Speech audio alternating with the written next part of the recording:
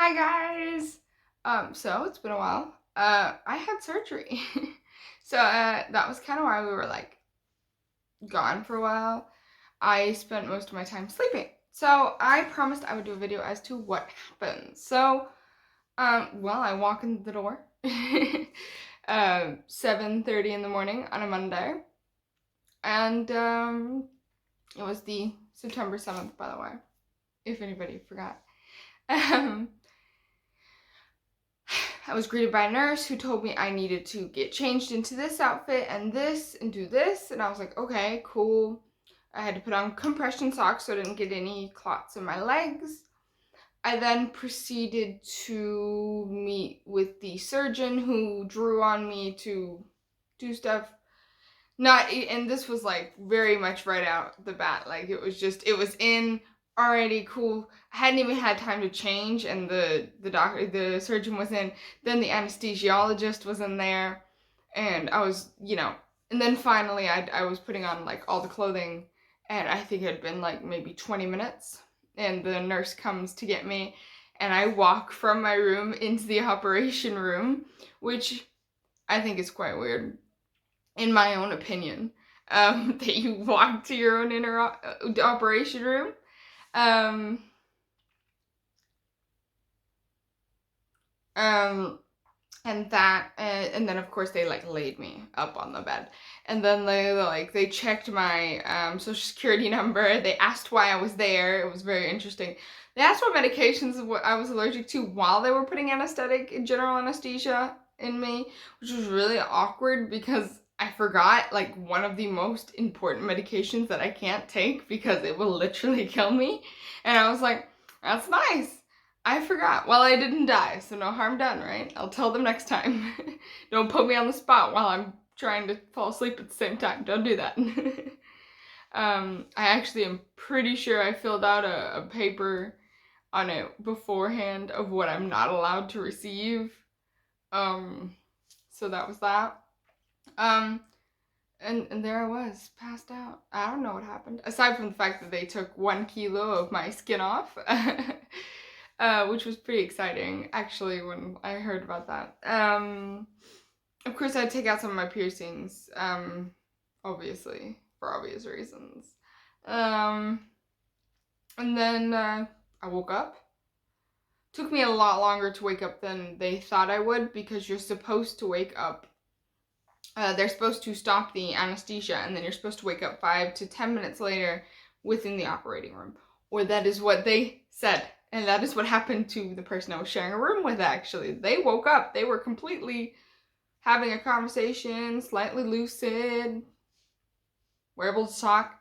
I wasn't. I was dead out asleep until like, I think almost an hour after my operation. I drank a lot of like sugary drinks. Not really like sugary in the sense that they have high content sugar. Like water flavoring that you add. Yeah. And then Bimo, do you want to come join? And then of course she does. You can hear her running. Yeah, you want to join? There you go. And then I got served lunch. They didn't know that I was vegetarian, so that was exciting. They were like, what do you eat? Dinner was, no offense to that hospital, it was absolutely nasty.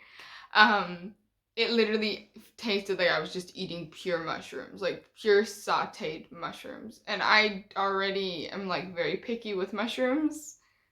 Like I like some mushrooms, but like an entire meal based on mushrooms, no thank you. I appreciate that they tried. I'll give them that, but it was not good. It was not good. I asked the nurse, like, can I have some fruit or like some bread? I don't care, like anything but this. And she was like, yeah, of course. They forgot that I was vegetarian, so they just kind of made up what they could, which was fine. Um,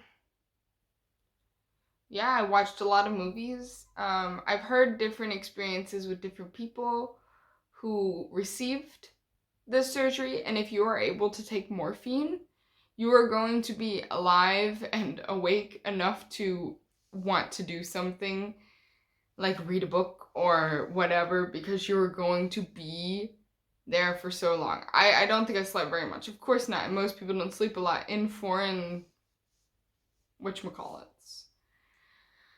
Um and of course bring something. I brought a laptop. I watched like 5 or 6 movies from the time I woke up. And I'm like, of course, you took like random naps. Like I took like little 2 hour, like 1 hour, 2 hour power naps. And that's all I did. I fell asleep around 1 o'clock in the morning, and then I still woke up at 5 in the morning. And I think I woke up in between there as well. Because, for an environment, not something where I'm gonna sleep a lot. It is what it is, right? Obviously that differs per person, but they say it's very common that most people don't sleep a lot in hospitals, especially if it's their first night. I woke up to go to the bathroom at 5, and I got, the nurse coming in going, "Hi, I heard you're alive. Would you like some pain meds?" And I'm like, "Oh yeah, give me some pain meds. Let's go."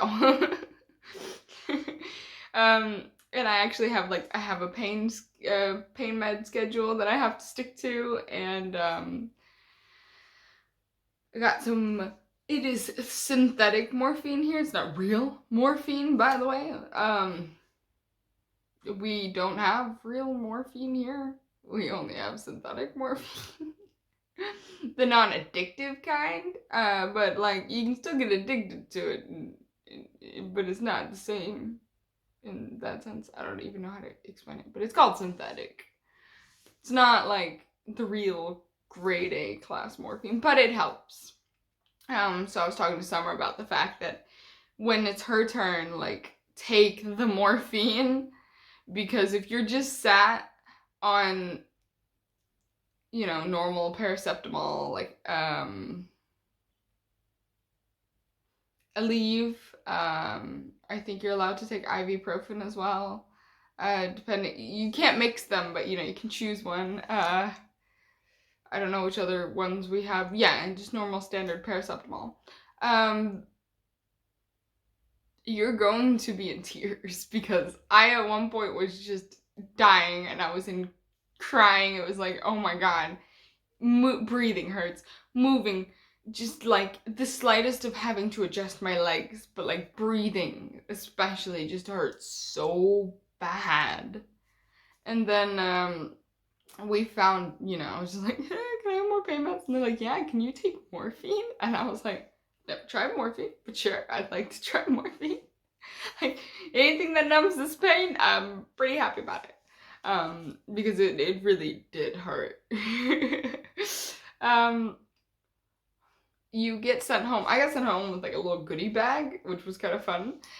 Funny in my opinion. Of course you got all the notes, how to take a shower, how to, the different pain meds you could, I was supposed to be taking Panodil, but I didn't want to take Panodil because I don't have Panodil in my house, so I didn't take Panodil.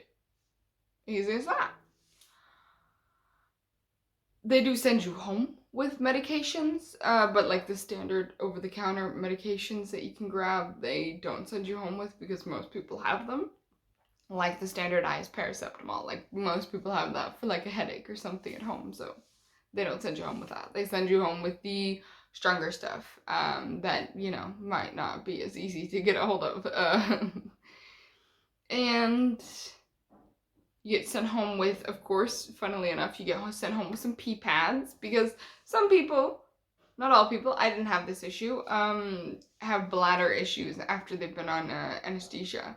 Especially the first night, the first and second night, you might not have complete control over your own bladder or when and where they can go to the bathroom. No control. And that's alright.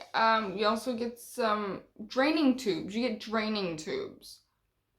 to alleviate, I don't know, some of the drainage. I assume they're drainage tubes. All right, they go up through your pubic area, which is like the most interesting thing to wake up to and have to go to the bathroom, and there's just tubes coming out of your pubic area.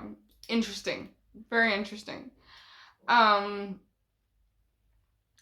you go home with bandages for those to replace until they're healed enough that you don't need to wear them. You go home with extra tape that you have over your stomach. My stomach's still pretty swollen, very tender, and I don't know how much of it I can feel. I wear a small little brace on top of everything that I have to check every day. I have to make sure that there's no extra drainage through the stitches, that everything is clean to an extent, obviously. Nothing has to be like, don't change the tape by yourself. You're not supposed to change the tape. Because there's tape over my belly button because they moved my belly button, and then I've got a giant long scar that reaches from each hip to each hip, on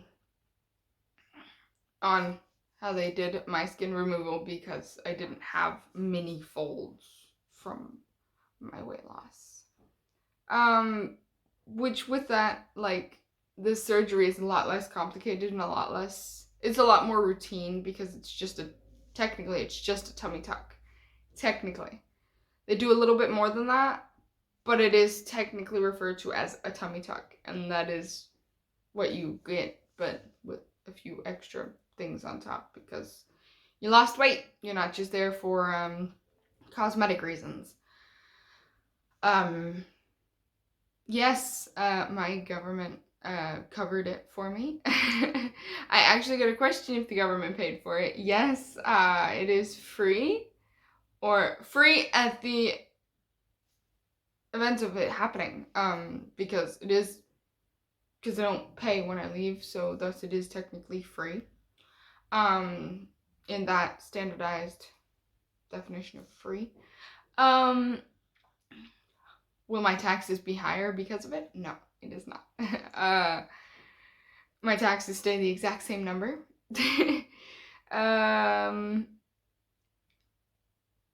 What more? Going home was fun. Standing for too long. Nausea. Holy man, I got nauseous from standing too long. I got nauseous from walking too long. I got nausea from sitting in the wrong position for too long for the first week. I actually went and stayed at a friend's because I couldn't be around BMO, because they were like, oh, you need to go home to a quiet, calm environment. I didn't have a quiet, calm environment. That is not my house. My house is not quiet and calm. Not when she's home.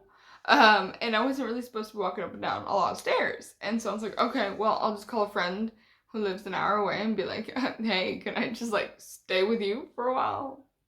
Is that all right?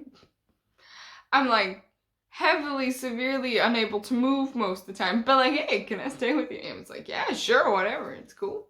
So always nice to have good friends like that. I'm trying to think of anything else. I think that's it, honestly. Now it's just a big recovery process for me anyways. It is a 6-week recovery time. I didn't know it was 6 weeks recovery time. That is a long recovery road to me. I get my stitches removed this Monday, actually, for my belly button. So, I assume they'll be taking off the tape, and that'll be kind of exciting to see what it looks like. But I assume they will be replacing the tape.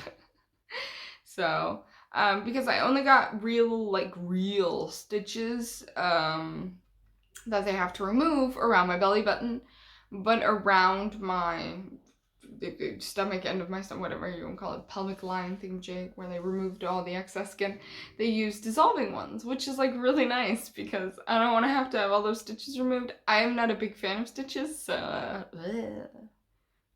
no thanks.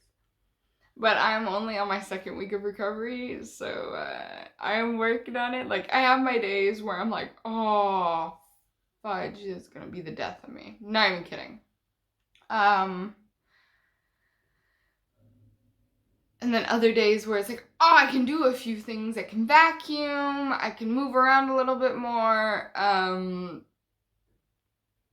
I still cook. And then there's a few, there's a few in between days where it's like, okay, well, I know I'm limited today, but like, I still want to get this done and still get a few other things done. I was actually supposed to still stay at my friend's this week, but I decided against it because I was like, I really want to be home in my own bed. It might be higher up than I like, but that's all right. Things happen, you know? And I think that's it, guys. I honestly think that's it. That is how the surgery went. I mean, and the recovery is just going to be a slow and long process. It really is. There's nothing else to it. Just relaxing and waiting game. Lots of not walking the dog because I can't walk up and down the stairs all the time, but that's all right. Yeah. So we'll see you guys next week, and I hope Summer will join me next week. So I'll see you guys. Bye!